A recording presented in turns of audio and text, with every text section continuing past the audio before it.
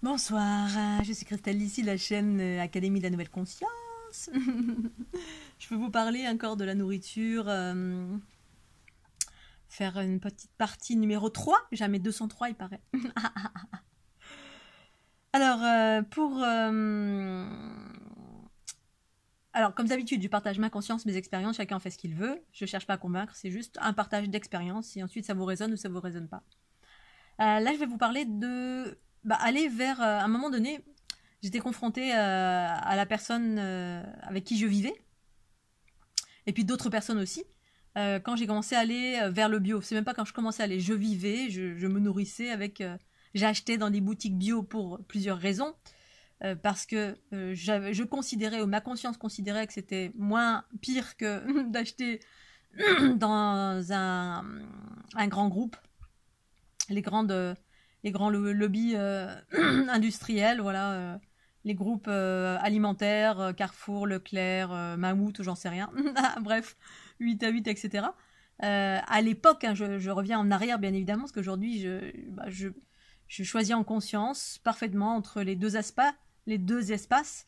Mais voilà, cette confrontation que j'avais eue avec la personne avec qui je vivais me disait oui, mais quand même le bio et tout, ça coûte cher, c'est pas donné à tout le monde, etc. Donc il y avait des vétos, il y avait des croyances limitantes que effectivement le bio c'est cher. Du coup, alors en sachant ce qu'est le bio dans tous ses aspects, hein, c'est-à-dire moi j'avais exploré les aspects ombre et lumière, la limite du bio, voilà, ma propre vision de ce qu'était pour moi le bio, c'est-à-dire moins pire que voilà, l'idéal en fait c'est effectivement d'avoir un jardin et puis cultiver, mais tout le monde n'a pas un jardin, c'est une évidence. Pour autant, on peut faire l'effort de voilà, une jardinière, louer un terrain ou cultiver comme ça dans la nature n'importe où sans demander l'avis de personne.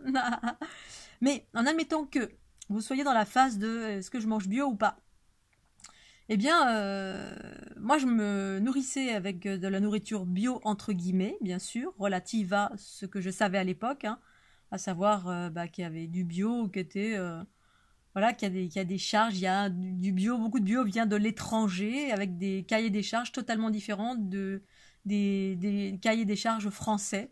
Donc c'est-à-dire les normes qui sont imposées en France pour qu'un cultivateur ou qu'une personne cultive en bio, eh bien à l'étranger c'était pas du tout les mêmes cahiers des charges et c'était bio, c'était pas vraiment bio en fait, c'était quasiment pas bio du tout. Et j'avais rencontré même des professionnels qui faisaient du bio espagnol ou français. Bref, j'avais rencontré des multitudes de personnes au gré du hasard, au fur et à mesure que ma conscience s'élargissait à ce sujet. Elle me disait, bah oui, effectivement, voilà, la seule chose à laquelle je pourrais, qui me semblerait pas en termes de bien ou de moins bien, mais plus en adéquation avec mes valeurs, et ben c'était cueillir, faire un jardin ou cueillir dans la nature, un endroit autant que possible, pas trop pollué. Voilà. Mais si on veut aller vers le bio, eh bien, mon ami me disait oui, mais il faut être riche, tout ça, machin, parce qu'il y avait des limitations au niveau de l'argent. Voilà, j'ai pas d'argent, bio, ça cher, etc. C'est abusé ou c'est si. Bref, on peut avoir toutes les excuses possibles, imaginables. Eh bien, moi, je vivais avec le RSA, avec 400 € par mois, et je mangeais bio. Et je lui expliquais que tout simplement, quand on était dans une transition à se demander si on achetait bio ou pas, en sachant que maintenant le bio se développe n'importe où, c'est-à-dire les grandes surfaces y sont mises, et c'est super, même si c'est ce que c'est, voilà. Après, c'est voilà, c'est comme à l'appréciation de chacun, avec la conscience de chacun. Eh bien, avec 400 €, je mangeais bio. Et je lui expliquais que avant que je mange bio, je faisais mes courses comme tout le monde. Je suivais la masse, entre guillemets. Voilà, je faisais mes courses tout le week-end, le week-end, le samedi, après avoir travaillé durement toute la semaine. Voilà, toute la semaine on travaille, puis le week-end on va faire les courses. Oh là là, faut aller à Carrefour. Oh non, avec le chariot et tout. Bref, dans la masse. Et puis progressivement, s'émanciper de ça. Mais je vous disais que la plupart du temps, on était tenté, c'est-à-dire qu'on est dans une grande boutique, une grande surface. Eh bien, il y avait 3 milliards de choses, en gros, dont on n'avait pas besoin. Et on était tenté dans tous les sens d'une multitude de choses, de cochonneries, de bonbons, de gâteaux, de ci, de là. Bref, la tentation. C'est ça le monde inversé. J'adore parce que j'ai revu encore récemment je sais plus si c'était Irène Grosjean, je crois. Ou je sais plus si c'était un début d'hiver, quand j'ai fait ma cure de chloromagène, qui disait que le monde, il y a le monde, et puis si on inverse le mot, ça fait démon. Et je trouve ça tellement juste, et en même temps, bah, c'est l'ombre et la lumière, c'est la dualité du monde, donc on peut jouer avec les deux aspects, transcender, tant que tout est conscient, ça va. Pour autant, eh bien, le chemin de la facilité, et non pas de la fluidité, c'est d'être tenté par plein de choses qui sont pas forcément bonnes pour l'organisme. Et donc, on va avec 100 euros faire des courses, ou 50 euros faire des courses, alors que au demeurant, ben, quand on revient à l'essentiel grâce à l'émergence de la conscience, ben, les besoins sont beaucoup moins importants. C'est-à-dire, je vais moins acheter de cochonneries.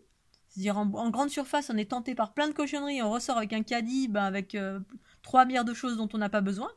D'autant plus qu'on va faire des courses pour, je sais pas, parce que les courses, on va dire, c'est une galère, c'est une corvée, en fait. Parce qu'il y a plein de monde, il y a de la masse de gens avec qui se retrouvent au même endroit le même jour parce qu'on a été en esclave toute la semaine à travailler comme des dingues. On n'a pas eu le temps de faire des courses. Bref. Et on fait un caddie, les gens qui font un caddie pour 6 mois, parce que soit on a des enfants, soit on n'a pas le temps, soit on habite à Tombouctou, bref. Avec un frigo qu'on remplit, bref. Et du coup, de plein de choses, de surgelés, de ci, de là. Bon, voilà. C'est un mode de vie. On achète 3 quarts des choses, on n'en a pas besoin. On dépense beaucoup, beaucoup, beaucoup d'argent pour des produits excessivement chers, notamment la lessive, les produits, les cosmétiques, certains produits qui sont très très chers et qu'on peut fabriquer nous-mêmes, d'une part, quand on s'émancipe de tout ça, et d'autre part, quand j'ai transité vers le bio, déjà, j'allais vers l'essentiel, je commençais à aller vers davantage d'essentiel, c'est-à-dire éliminer progressivement tout ce dont mon corps n'avait pas besoin, hein, le surplus, les bonbons, les trucs comme ça dont on n'a pas besoin, les gâteaux, les machins. Et puis, avec 400 euros par mois, c'est-à-dire le RSA, je mangeais, voilà, j'achète de la salade, je mange de la salade. Quand j'achète des légumes en bio, ça ne me coûte pas plus cher que d'aller dans un carrefour n'importe où potentiellement le produit, alors à ce jour peut-être c'est des produits presque similaires ou pas, je ne sais pas, mais je préfère privilégier des gens qui ont une éthique. Voilà, le début du changement, ça a été ça aussi dans ma vie.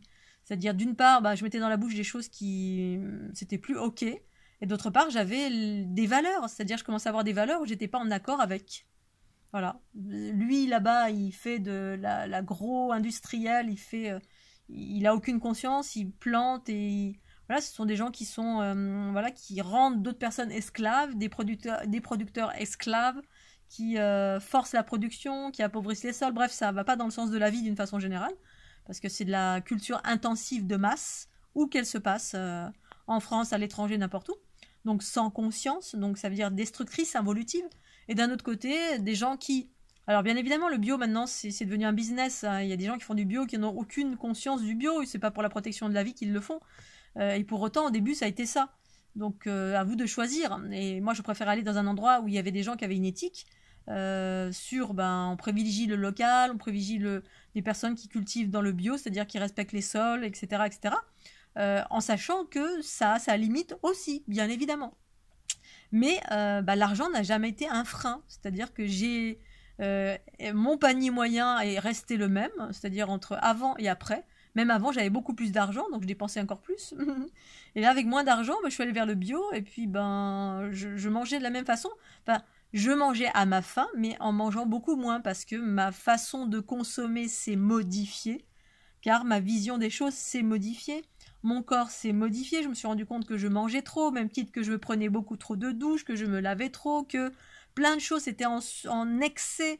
On laissait pas le corps se reposer, jeûner, écouter, manger des choses saines. Voilà. Donc du coup, je voulais juste évoquer cette notion d'argent. Oui, mais bio.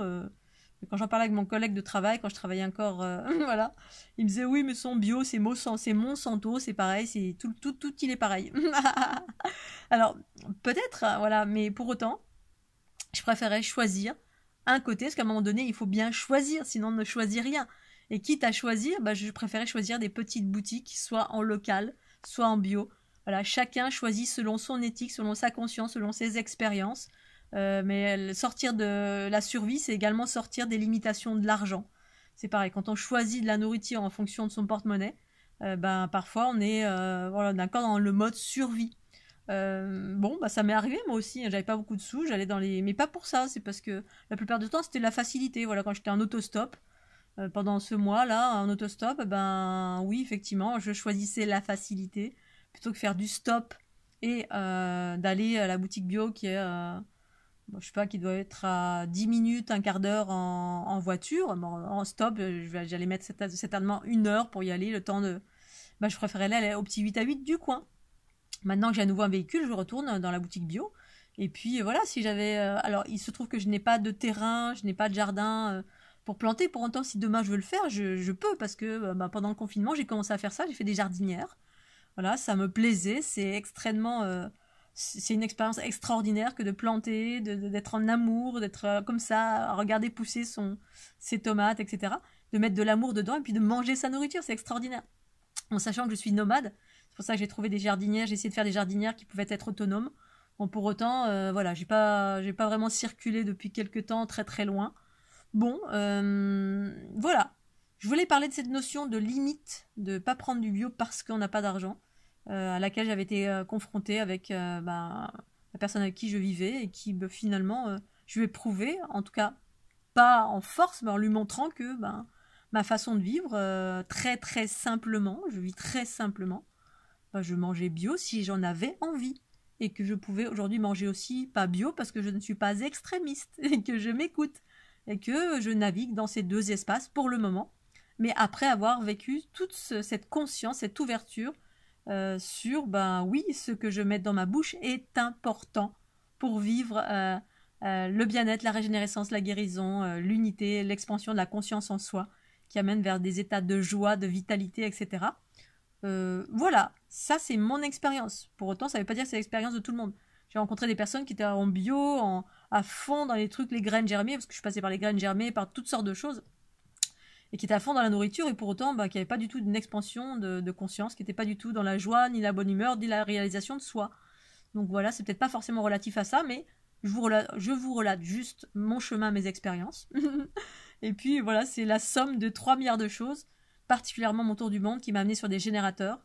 Et puis, tel que je suis née aussi, parce que je suis née quelqu'un d'optimiste, de joyeux, qui a juste été voilé à un moment donné de ma vie, dans ma jeunesse, ben, parce que j'ai absorbé par le lieu où je suis née, ma famille, mon environnement, etc. Et que j'ai passé ma vie à me dévoiler de ce qui ne m'appartenait pas. En ce qui me concerne, c'était ça. Mais la nourriture, je le consens, c'est important, effectivement, pour maintenir les hautes fréquences dans un monde profondément chaotique. En ce qui me concerne, pour moi, le chaos provient en majorité du monde de l'invisible que j'absorbe. Mais voilà, mais ça va de pair pour maintenir les hautes fréquences, ben oui, de manger et d'avoir conscience de là où on donne son pouvoir, c'est-à-dire là où vous achetez, vous donnez votre énergie. C'est-à-dire je donne mon pouvoir à tel ou tel endroit. C'est comme donner mon argent. Je préfère donner mon argent à quelqu'un, voilà, en qui j'ai confiance, que je sens bienveillant, voilà, qui correspond davantage à mes valeurs. Voilà. Voilà Scooby-Doo. Je voulais faire cette petite parenthèse. Il y en a certainement d'autres qui vont venir. Je vous remercie de votre fidélité. Et puis un petit bisou, puis un petit pouce bleu. Bisous. Ciao.